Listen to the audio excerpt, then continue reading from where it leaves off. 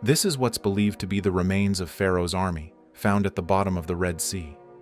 During his expedition in the Gulf of Aqaba, Ron Wyatt uncovered what he claimed were coral-encrusted chariot wheels, human and animal bones, and other debris scattered across the seabed, seeming to align with the biblical account of Exodus.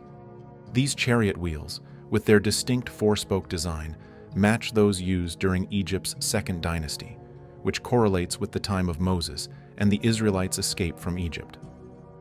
The location, Nuweiba Beach, serves as a potential crossing point, with a submerged land bridge beneath the water that could have allowed the Israelites to cross safely.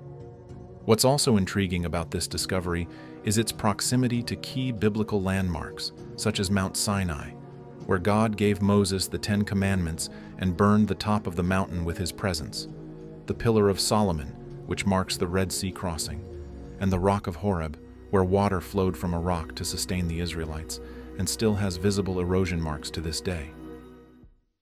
And Moses stretched out his hand over the sea, and the Lord caused the sea to go back by a strong east wind all that night, and made the sea dry land, and the waters were divided.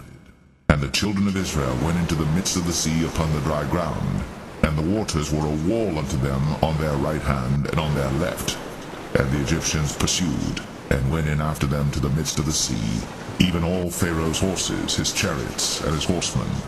And it came to pass that in the morning watch the Lord looked unto the host of the Egyptians through the pillar of fire and of the cloud, and troubled the host of the Egyptians, and took off their chariot wheels, that they drave them heavily, so that the Egyptians said, Let us flee from the face of Israel, for the Lord fighteth for them against the Egyptians.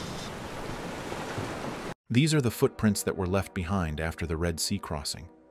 What's so interesting about this discovery is that the footprints appear to be solidified in the seabed, along with rock-hard sand that has actually melted and fused together, with some archaeologists even comparing it to glass as it's become so brittle. This aligns with the biblical narrative in Exodus 14, where it describes God as a pillar of fire.